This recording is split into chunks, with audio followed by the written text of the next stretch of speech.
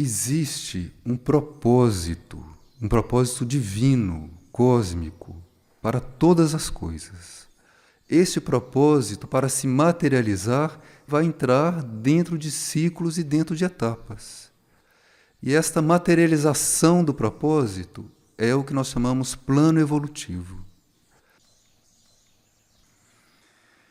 No plano material, as forças provêm de diferentes pontos do espaço. Essas forças que compõem todo o orbe terrestre tiveram diferentes proveniências do espaço e vieram para a Terra para serem organizadas, ordenadas, transmutadas. Existe na Terra uma conjuntura muito especial nesse sentido. É uma confluência de forças que precisa de ordenação.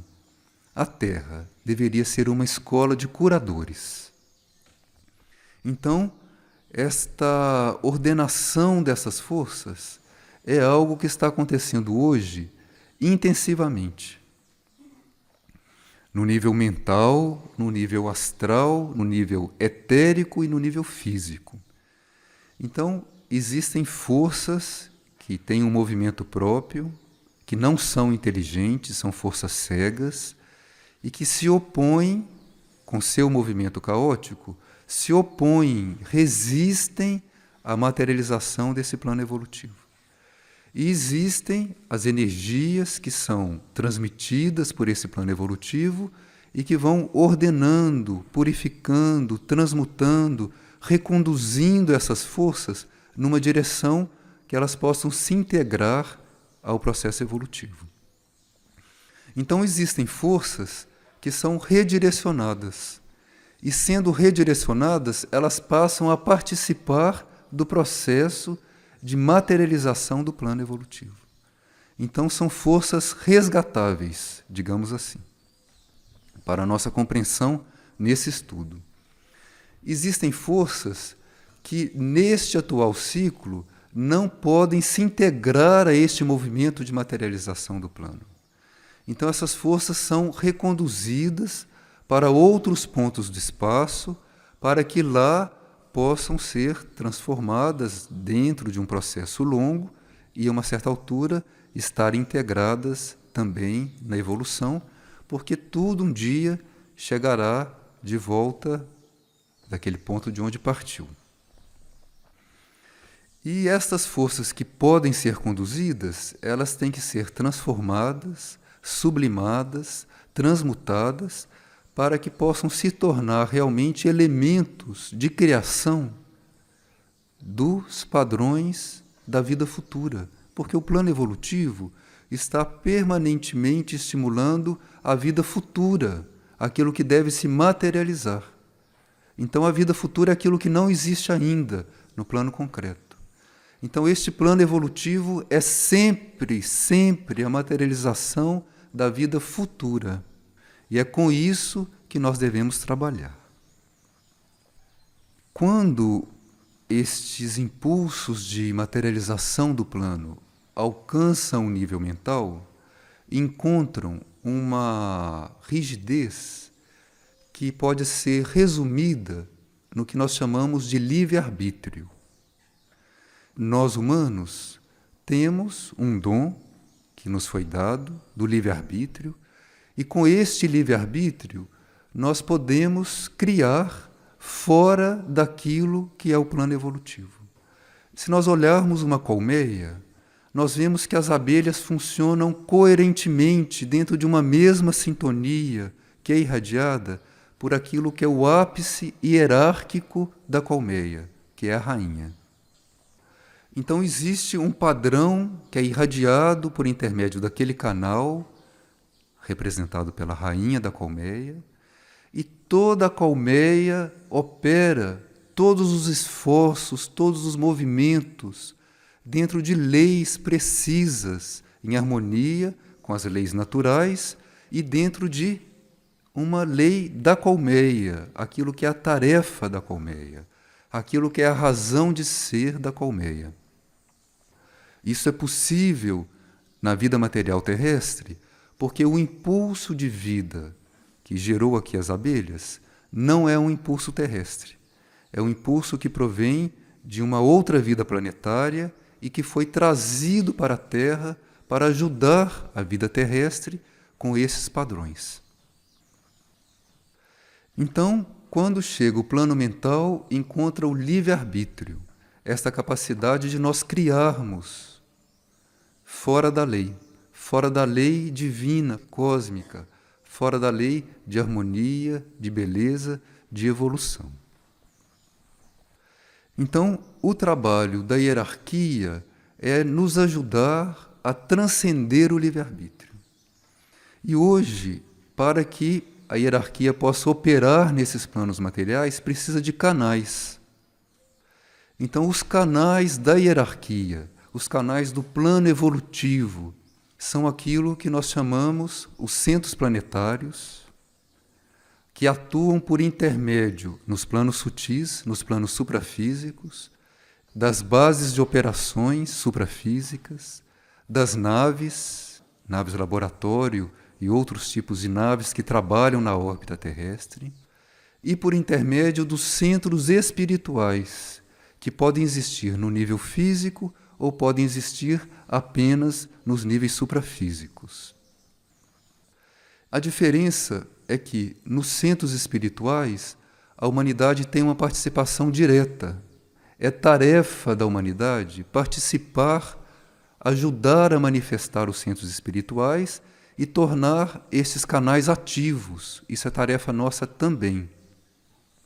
E nos centros planetários e nas bases de operações, nas naves, a nossa participação vai ser eventual, vai depender do nosso grau de aproximação à hierarquia.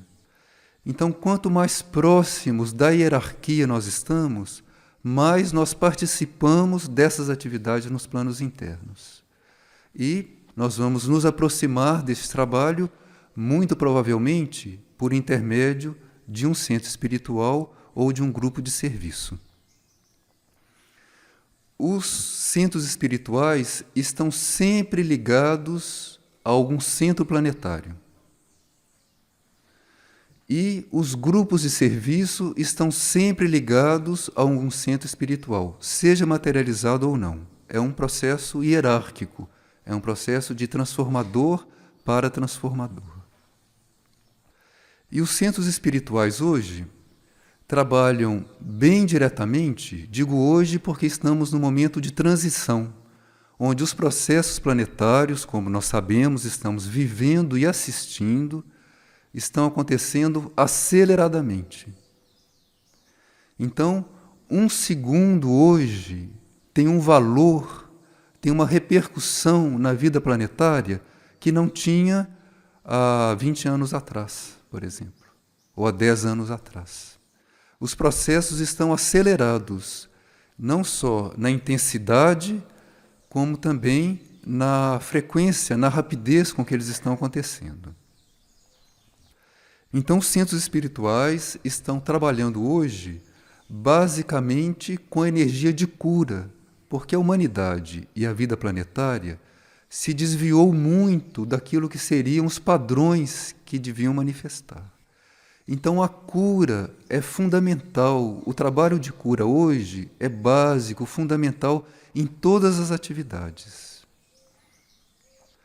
E tendo esta aura de cura, esta aura que vai possibilitar que outras operações possam acontecer, nós temos o trabalho de espelhos, o trabalho de resgate e o trabalho de formação. Um centro espiritual hoje, seja materializado ou não, está nos estimulando nesse sentido. Para nós sermos curados, não temos que ser curados, todos nós precisamos de cura. E para que nós possamos encontrar a nossa sintonia como grupo e como indivíduos, na linha de espelhos, na linha de resgate ou na linha de formação, basicamente. As outras atividades derivam dessas, são desdobramentos dessas atividades, por causa do momento planetário que nós estamos vivendo.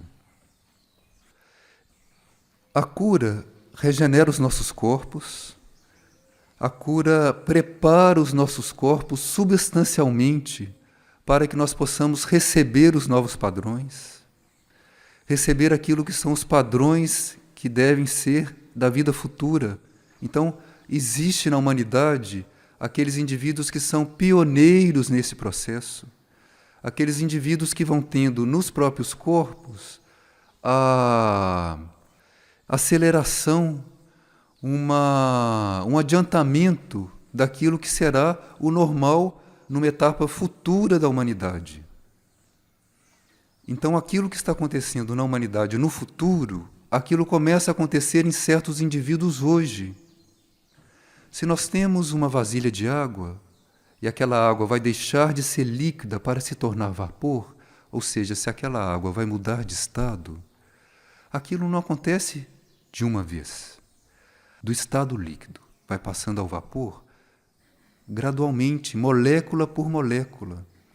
Então, cada molécula que muda de estado já está adiantando aquele estado futuro, que a água vai ser vapor. Então, a vida planetária está num processo hoje de sutilização. Então, existem aqueles indivíduos que já estão se tornando vapor, que deveriam já estar assumindo nos seus corpos os padrões, uma receptividade que corresponde ao novo estado. Não será ainda o novo estado, porque isso será para a nova etapa, mas é uma fase de transição, onde os outros padrões já começam a organizar os nossos corpos, a partir dos planos sutis e até o plano etérico, muito aceleradamente. Então, tem indivíduos que são pioneiros nesse processo. E um centro espiritual tem a tarefa de ser pioneiro nesse sentido. Então, o centro espiritual está estimulando em nós, seja internamente, seja no plano físico, se tivermos a graça de estarmos em contato com o centro espiritual no plano físico, coisa rara na civilização hoje, nós temos que estar percebendo isso. É uma estimulação nos nossos corpos de novos padrões, uma antecipação de tempos futuros. Então, os nossos corpos são laboratórios para a humanidade nesse sentido. E a cura nos leva a isso. E a cura nos leva também a uma transcendência do livre-arbítrio. Então, essa transcendência do livre-arbítrio, isto é o cerne da cura. É nós encontrarmos uma vontade superior dentro de nós. Então, a cura, muito diretamente hoje, nos estimula no sentido de transcendermos o livre-arbítrio. Sem um processo nessa direção, não existe trabalho evolutivo. Existe preparação para um trabalho evolutivo, mas é uma preparação ainda, é um trabalho de pré-primário. Trabalho evolutivo existe quando o indivíduo assume transcender em si o livre-arbítrio. Decide quando o indivíduo dá a permissão para que ele seja curado. A transcendência do livre-arbítrio significa nós sermos curados. Curados. E a cura também nos possibilita assumir tarefas evolutivas. Se nós entramos nesse processo, que é um processo, não temos que chegar lá, de transcendência do livre-arbítrio, nós vamos sendo levados cada vez mais a assumir tarefas evolutivas. Porque a nossa vida humana normal é uma fantasia, é uma verdadeira deformidade.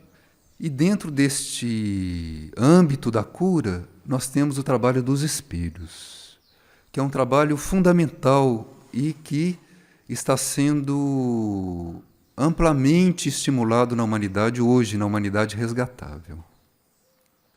O trabalho dos espelhos é um trabalho de construção de uma aura que seja receptiva aos impulsos superiores. Então, por intermédio desta aura que se torna sensível aos delicados impulsos superiores, o indivíduo se torna participante de uma rede de transmissão de energias. Quando o indivíduo vai se formando como espelho, quando um grupo vai se formando como espelho, ele vai construindo uma aura com padrões que possibilitam o indivíduo acolher impulsos da hierarquia, transmitir esses impulsos sem deformação ou com o mínimo de interferência e possibilitar que esses impulsos sejam recebidos por outros elos dessa corrente, por outros seres ou por outros grupos. O trabalho de espelhos é um trabalho de captação, de transmissão, de energias, de informações, às vezes, de tarefas que devem ser assumidas dentro de um plano evolutivo. É um trabalho de sustentação dessas tarefas, de nutrir aquilo que deve ser manifestado pelo plano evolutivo e de poder auxiliar na criação desses campos onde os processos evolutivos acontecem. Um outro ramo de trabalho hoje estimulado é o trabalho de resgate. Esse trabalho de resgate é um trabalho de salvar aquilo que é salvável. Como nós vimos no princípio, existem forças que podem ser reconduzidas para o processo evolutivo. Essas forças são salváveis. Então, essas forças devem ser resgatadas. Isso vale para o plano material, vale para todos os reinos, mineral, vegetal, animal, humano. Então, existe na vida humana, existem os seres humanos, existem condições humanas que têm um cerne, existe um movimento ali que é salvável. Aquilo pode se transformar num novo impulso. Isso é resgatado. Isto está no trabalho do resgate. Aquilo que não pode se integrar neste novo processo, não pode se integrar na nova terra, isto não é salvável, isto vai ser reconduzido, vai ser transladado para outros mundos e vai continuar o seu processo em outras escolas, como nós já tivemos oportunidade de estudar. Então, deste trabalho do resgate, faz parte muito diretamente certas hierarquias, certos seres, certas consciências, naves, bases suprafísicas e grupos que no plano físico devem atuar nesse sentido. Então, por intermédio das bases suprafísicas, a humanidade pode participar nos planos sutis, como nós podemos ver no livro Niscalcarte. E, no plano físico, os grupos de resgate devem ser formados. E o resgate aí não é apenas uma atuação em momentos de emergência, um socorro em acidentes naturais, mas é um resgate daquilo que é salvável, é uma elevação das forças, uma transmutação, uma elevação dos padrões que devem ser elevados. E depois o trabalho de formação, que é um trabalho de ativação, de vivificação dos padrões novos, que já existem nos planos sutis e que devem se materializar.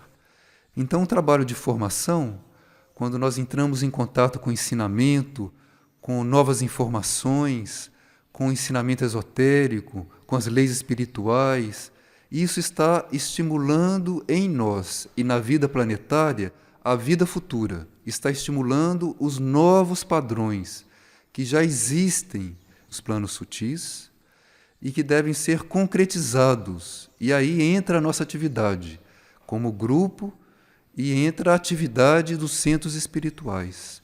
A manifestação da vida futura. Esta é a tarefa de um centro espiritual. Então, tudo aquilo que não é a vida futura significa força contrária à tarefa do centro espiritual. Tudo aquilo que não é a busca dessa vida futura se opõe a essa busca. Então, nós temos que ter isso claro para que nós possamos operar as transformações que são necessárias. Então, cura, espelhos, resgate, formação, isso está dentro de nós, isso está sendo vivificado dentro de nós, em todos os níveis, e deve se materializar.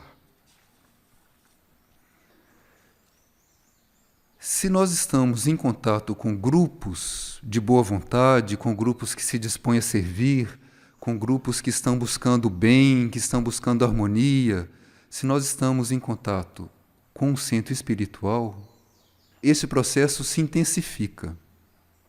E nós podemos estar em contato com o centro espiritual ou com um grupo, mesmo se nós estivermos solitários na cidade onde nós vivemos. Porque esse é um contato que acontece nos planos sutis até o plano etérico. Então, se os nossos centros etéricos estão em sintonia com os estímulos de um centro espiritual, nós estamos em ressonância, estamos trabalhando com aquele centro espiritual.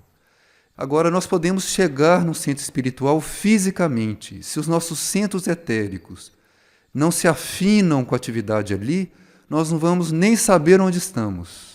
Então é como se não estivéssemos ali. Assim como há 2000 anos atrás, muitos não reconheciam a presença crística encarnada na vida planetária. Nós somos cegos, surdos e mudos, se não estamos em sintonia. É uma questão de afinidade vibratória. Então, contato com grupos de serviço e com centro espiritual não significa contato físico, pode significar também. E se incluir o contato no plano físico, a dádiva é maior e a responsabilidade também é maior, porque nos tornamos participantes daquela manifestação até o plano concreto. Então, quando nós entramos em contato com esses grupos internos e com o centro espiritual, o processo em nós se intensifica, o processo nesse sentido.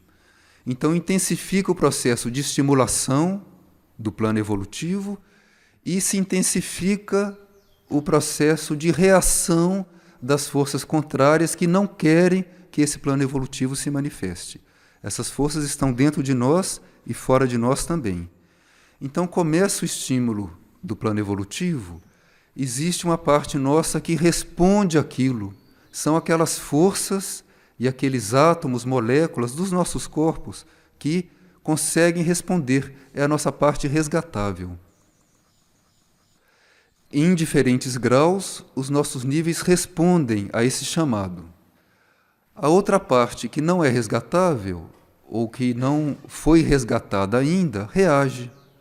Então a mente traz dúvidas, o ambiente em torno procura trazer os padrões convencionais para se opor àquilo de novo que está surgindo ali.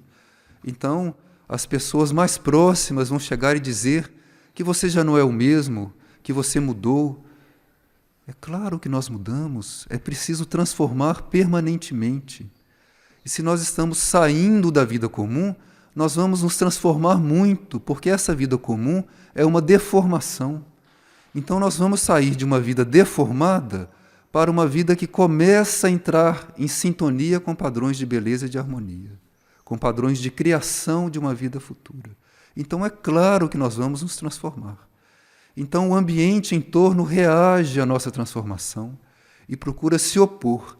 E, a uma certa altura, procura trazer para nós oportunidades positivas, entre aspas, positivas dentro da concepção normal, para que nós possamos deixar de assumir aquilo que é inédito, que é inusitado e que está sendo trazido para nós pelo plano evolutivo. Então temos que saber que, se estamos entrando nesse processo, é para entrar nesse processo. Se estamos na chuva, é para nos molhar. E a chuva é símbolo de bênção, para nós sabermos já antecipadamente. Então os processos se aceleram em nós nos dois sentidos.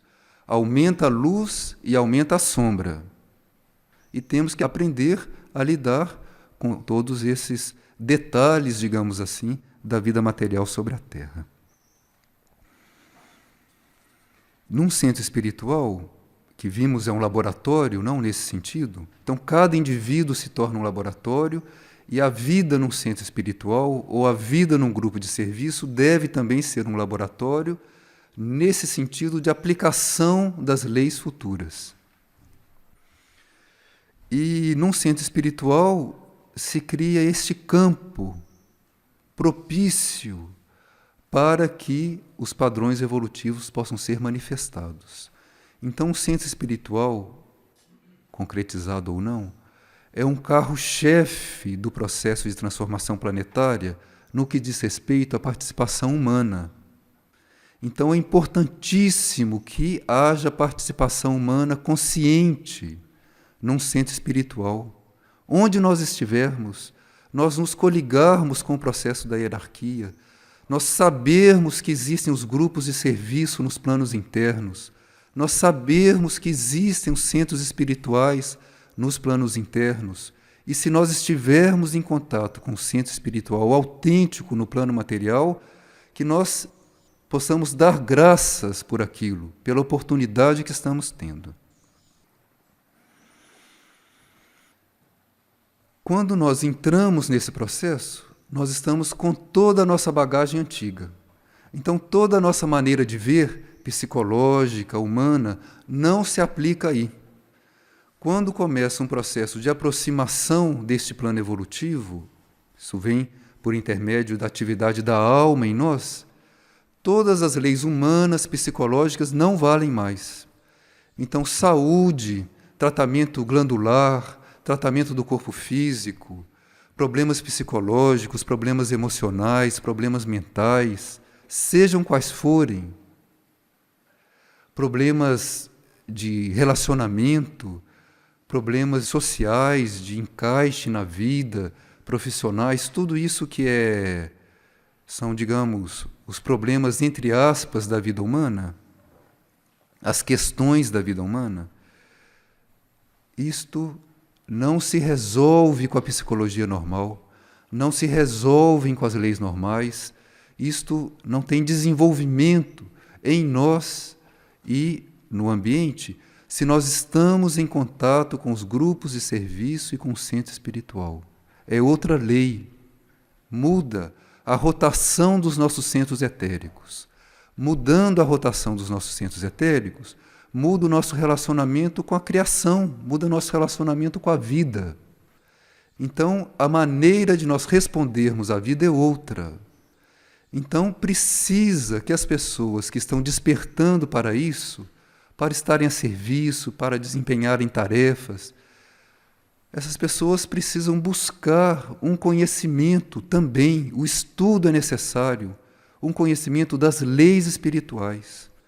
Porque senão o impulso chega até o plano mental e do plano mental para baixo as pessoas ficam brincando de boa vontade. Ficam fazendo tudo aquilo que querem, que gostam nos momentos que quiserem, não nas horas vagas ou quando estão dispostas. E fazem a própria maneira, fazem como aprenderam. E a maneira que nós aprendemos não serve para a nova vida. Nós temos que aprender a nova vida dentro de nós, no espelho interno do nosso ser. Então nós temos que abrir mão de tudo aquilo que nós fomos. E é uma dádiva nós podermos fazer isso. Então, se nós estamos ativos num grupo, estamos ativos num centro espiritual, nós temos que ter isso presente como primeiro ponto da cartilha. Isso é para o aprendizado básico. Nós temos que deixar de ser aquilo que nós fomos até hoje. E temos que nos abrir para um novo aprendizado. E tudo aquilo que fazemos, existe uma contraparte interna, oculta. Quando nós ingressamos neste processo, onde a luz começa a crescer em nós e as sombras se tornam mais aparentes, por causa do movimento de reação, nós temos que começar a aprender a trabalhar com energia. Então, é um trabalho entre energias e forças. Então, nós temos que ver canal do que nós estamos sendo. Isso se torna em nós mais forte, este jogo entre as energias do plano evolutivo e as forças que reagem em nós. Quando nós estamos, então, nesta atividade, nós vamos ser treinados nesse sentido. Nós vamos aprender a reconhecer o jogo das forças e transmutar, transformar, expulsar essas forças, não compactuar com essas forças e ir nos tornando cada vez mais um canal das energias. Alguns pontos são básicos e sem eles nós não avançamos. Nós temos que ter, primeiro, o controle da palavra e do pensamento. Isso caminha junto, controle da palavra e do pensamento. Nós já ouvimos isso muitas vezes. Sempre ouvimos isso. Teríamos que assumir isso como tarefa consciente. Seja o que for que nós estejamos fazendo, seja qual for o momento que nós estejamos vivendo, seja qual for a condição dos nossos corpos, nós temos que assumir o controle da palavra e do pensamento. Sem isso, nós não podemos tomar conhecimento de certas leis ocultas, porque o pensamento e a palavra criam nos planos sutis. Com uma palavra, nós podemos vivificar uma certa força no plano sutil. Aquela força entra em movimento, só para dar um exemplo, entra em movimento nos planos sutis, no plano astral, no plano mental. E foi vivificada com a nossa palavra. As pessoas que ouviram a nossa palavra pensam e reagem, positivamente ou negativamente. Esta reação começa a nutrir aquela força. E aquela força começa a influenciar as pessoas que entraram em contato com ela telepaticamente pela reação. E começa, então, um processo de retroalimentação, um processo de alimentação mútua. Aquela força começa a influenciar a pessoa, numa linguagem mais acessível, aquela força começa a obsedar a pessoa, e a pessoa, com as suas reações, começa a nutrir aquela força, com a imaginação, com a reação. Aquilo começa a criar uma entidade nos planos sutis. E aquela entidade, então, começa, a uma certa altura, a ter vida própria. Algo mecânico, artificial, que surgiu assim. Esse é o processo normal da nossa atividade nos planos sutis.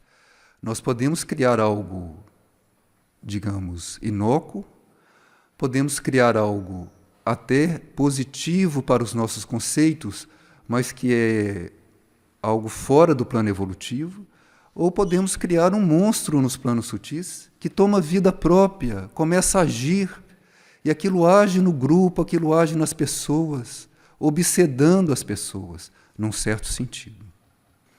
Então, se nós começamos a entrar em contato com esses processos, nós temos que tomar conhecimento que nós estamos trabalhando com energia e com forças, todo o tempo.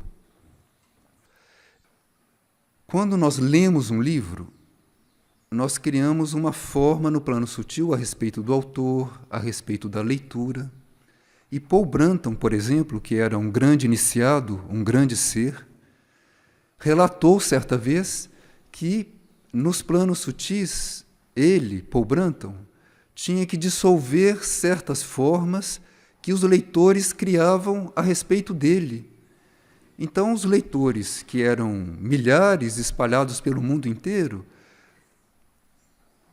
criavam uma forma de Paul Brunton nos planos sutis. Então, surgia um Paul Brunton que podia aparecer para as pessoas em sonho, podia dizer coisas positivas, que era o que as pessoas imaginavam que Paul Brunton iria dizer. Aquilo que estava nos livros, repetido ali, mas é algo artificial, é algo que foi criado pelo desejo das pessoas de encontrar Paul Brunton, pelo amor que tinham quando estavam lendo os livros, aquilo criavam formas nos planos sutis.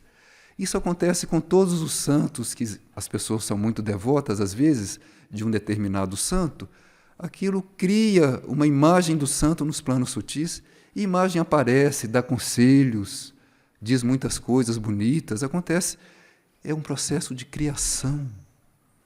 E nós estamos inseridos nesse processo.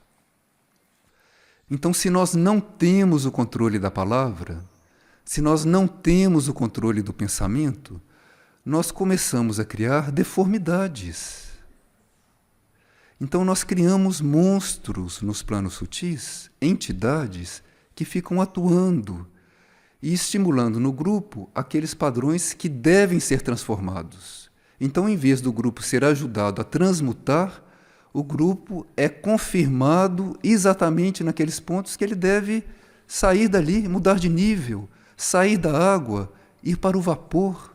E o grupo continua a água, e continua a água suja, às vezes, porque o nível vai descendo, o nível do grupo vai descendo com isso. Nós estamos criando nos planos sutis. Então, este ponto é básico e fundamental. Controle da palavra e controle do pensamento. Um outro ponto básico é o uso correto dos bens materiais.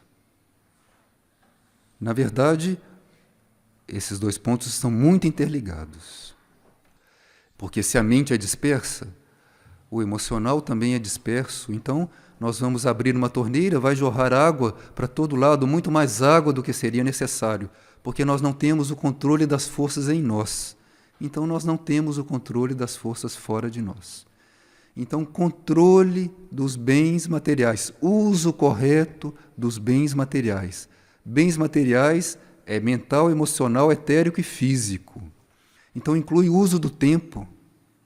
Isso é o uso correto dos bens materiais, uso do tempo. Uso dos recursos que são disponíveis para a manifestação do trabalho. Uso do dinheiro.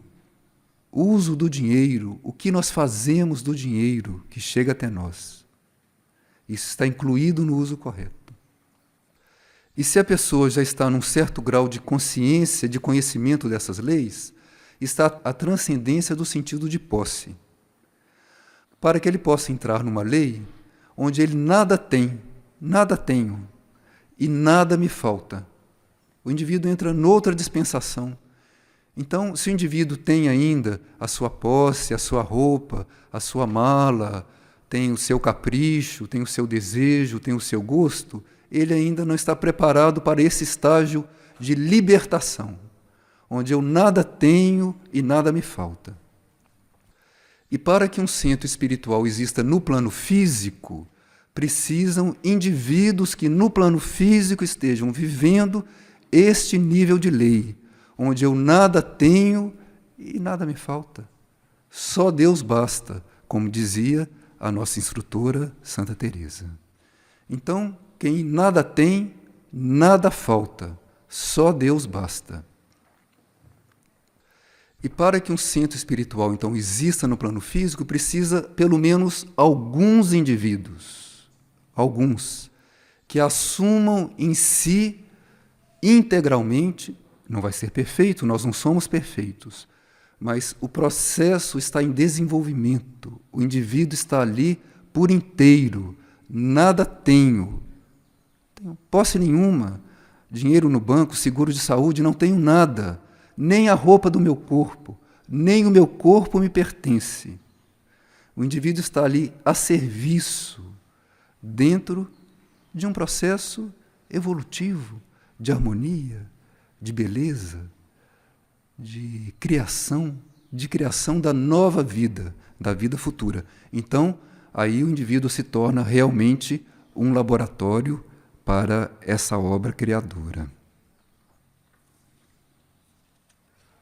O nível do trabalho do centro espiritual manifestado vai depender das pessoas que estão ali atuando, porque a energia vai se adequar como voltagem à manifestação dos canais, inclusive porque nós temos livre-arbítrio. Então, mesmo que nós tenhamos feito a entrega do nosso livre-arbítrio um dia, em seguida nós temos que confirmar essa entrega. Então, o processo é dinâmico e permanente, esse processo de entrega, de transcendência do livre-arbítrio, para que nós possamos entrar nesse processo, que é, finalmente, esta vida futura poder estar vivendo em nós e estar se irradiando através de nós e sendo criada sobre a Terra por nosso intermédio.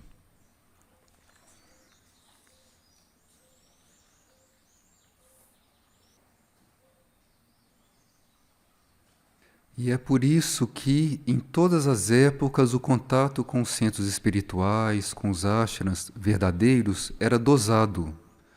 Os indivíduos que estavam ali dentro de certos ciclos, dentro daquilo que o indivíduo deveria estar para receber e para dar neste mecanismo. Então, nem todos devem estar todo o tempo num centro espiritual. A pessoa deve estar no centro espiritual, em contato físico, na medida que ele suporta este processo acelerado. Aí ele deve sair, adequar os próprios corpos e voltar. E se a pessoa não tem o controle da palavra, em todos os sentidos, nos mínimos detalhes, os mais banais detalhes da nossa vida, palavra, nos menores detalhes, se o indivíduo não tem o controle da palavra, é melhor que ele fique no centro espiritual só aquele tempo que ele pode ficar em silêncio, se controlando. Depois ele saia, porque senão ele é uma força contrária ali dentro. Ele é um instrumento de forças involutivas dentro do centro espiritual. Isso nós temos que saber. Então, às vezes, o indivíduo não deve estar no centro espiritual porque ele não tem o controle da palavra. Ele cria no centro espiritual entidades e forças que são opostas ao que deve ser manifestado ali. Esse é um trabalho oculto, mas é científico. É uma ciência que nós temos que aprender.